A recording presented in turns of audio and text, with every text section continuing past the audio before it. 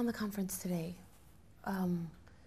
the Afghan delegation, some of the people that we've heard from in the Afghan delegation were talking about the fact that President Karzai didn't stay to have a press conference as had been suggested that he was going to do. I noticed that in his speech he thanked almost everybody except Ban Ki-moon before he thanked the US, mentioned everybody else's contribution, and there was no mention of particularly of US sacrifices, and it seems that the US relationship with President Karzai is at an all-time low, and that's certainly what's coming across from the Afghans. How do you feel about that? I just don't feel that at all. I think that every signal we've had, both before coming here and here at the conference in the public statements as well as in our private meetings, have been very positive. We've gotten a lot of reinforcement for the strategic review, for the goals, and as we have begun to talk through how we're going to implement the strategy, a lot of cooperation. I wouldn't read too much into any of that.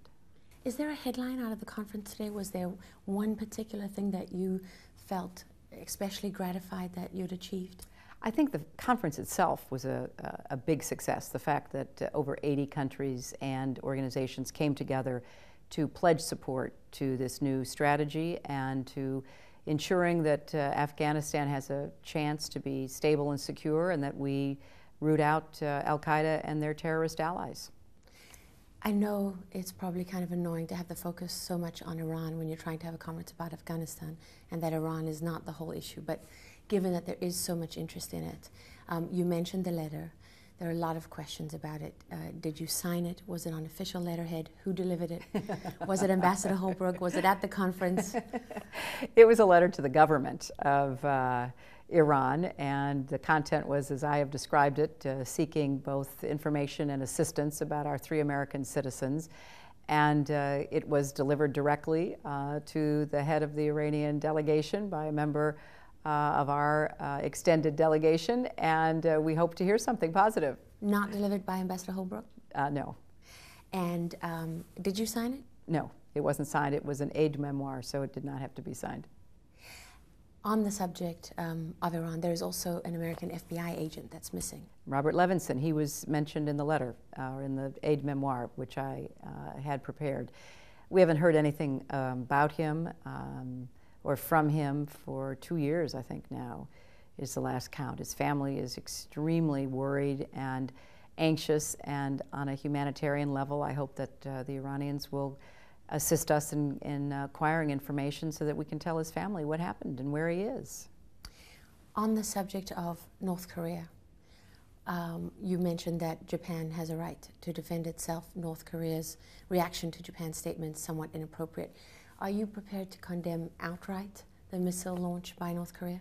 Well, we have said it's both provocative and in violation of the United Nations Security Council Resolution 1718. We have been very clear about that. They can call it a satellite launch. There is no substantive difference between that and a missile launch. It takes a missile to send up either a warhead or a satellite. We have no doubt that they are violating the letter and spirit of the Security Council resolution, and we hope that there is still time for them to reconsider their statement that they plan to launch it. But no one seriously thinks that they're going to reconsider, do they? I don't know. You never know with them. I mean, you have no way of predicting their behavior, and at this point it's regrettable because obviously they have incurred a very legitimate amount of reaction from South Korea, from Japan. Both China and Russia have tried to intervene. We have certainly been very clear, and there will obviously be consequences if they do proceed with this. On the subject of Russia, you hinted in your remarks that there had been some significant meetings in preparation for the meetings of the 2 presidents. I'm hearing that on the range of issues that the Obama administration wants to address with Russia, there has been significant progress, short of an agreement right now, but that this is a major step forward in U.S.-Russian relations. Can you, without upstaging the president, that's the hard part? Can you tell me something more?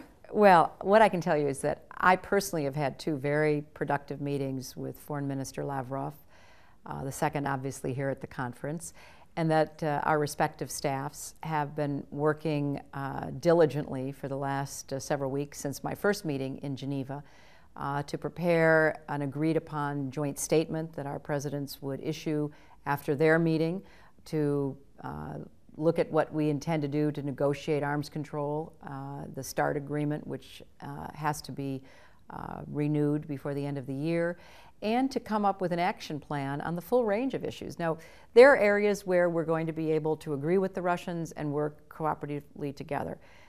Then there is the area of disagreement. We hope to narrow that. So that's why we're working so hard, and we have a real plan. It's not just have a meeting, sit across the table, you say something, I say something, and then we go our way. We're really trying to get into the substance of these issues, and everywhere we can agree or narrow the disagreement, we're going to. And where we disagree, we're going to stand our grounds and try to continue to keep talking. So I think tomorrow's meeting should be a very productive one. Have they come further and faster than you ever thought the Russians would? Well, I think on both sides. There's been an openness to resetting the relationship, and there's been an enormous amount of work that has given real substance to those words. So this is a major change? Well, we hope that it will lead to very positive actions. I mean, it is still at the planning stage, but I'm very, very pleased about where we are.